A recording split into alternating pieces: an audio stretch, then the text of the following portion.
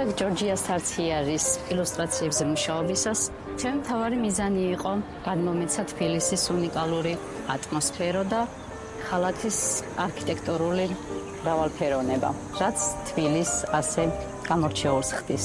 ამ პროექტზე მუშაობის დროს თბილისის ქუჩები ჩემი ინსპირაციის წყარო გახდა. ერთ-ერთი ილუსტრაციის იდეაც სწორედ აქედან წამოვიდა. სოლოლაკში სეირნობის დროს ნახე სახლი, რომლის აივნებიც იდეალურად ასახავდა ჩვენი ძველი ქალაქის სილამაზეს. ასე დაიწყო ჩემი ილუსტრაციების ისტორიაც. ყველაზე საინტერესო დეტალებზე მუშაობა იყო. როგორ გადმომეცა არა მხოლოდ ვიზუალი, არამედ ემოციაც, რომელსაც ეს ქალაქი იძლევის. მიხარია, რომ ამ პროექტის ნაწილი ვარ და ამ გზით შემიძლია თბილისის ხიბლი სხვა ადამიანებამდეც მივიტანო.